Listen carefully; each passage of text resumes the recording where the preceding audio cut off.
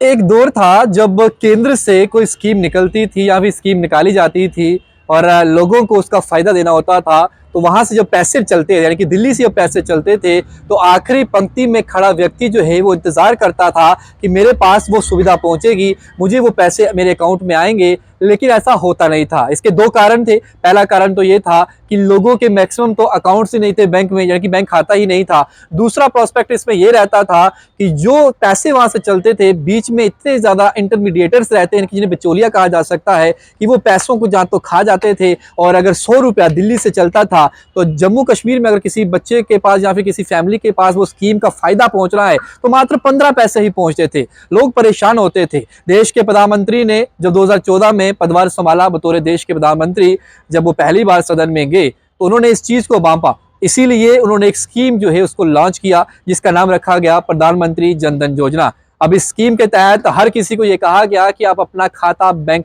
में खुलवाइए जिसके कोई पैसे नहीं लगेंगे, जिसमें तमाम बेनिफिट्स जो हैं लोगों को दिए गए, जिसमें स्वास्थ्य बीमा दिया गया, एक्सीडेंटल कवरेज दिया गया, फैमिली पेंशन प्लान इसमें डाला गया, और भी बड़ी सारी फायदे और सुविधाएं जो हैं इस स्कीम के साथ लोगों को दी गई।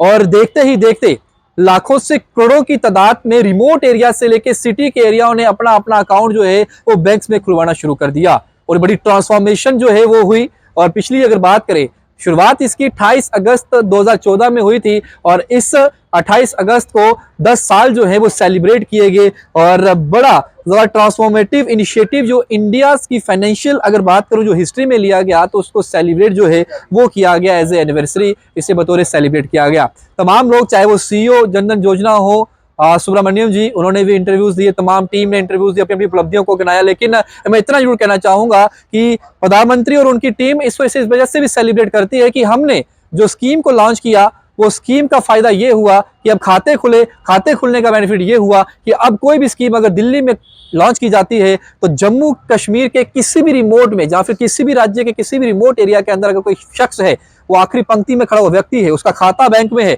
तो सीधा 100 का 100 रुपया उसके खाते में पहुंचता है। जो पहले भाजपा का यह कहना है कि आईएनसी यानी कि इंडियन नेशनल कांग्रेस या फिर नेशनल कॉन्फ्रेंस या बाकी लोग जो हैं, जब उनकी सरकारें थी कोलिशन में या फिर ऐसे, तो वहां पर 100 रुपए की स्कीम 15 पैसे जो है किसी खाते में पहुंचते थे।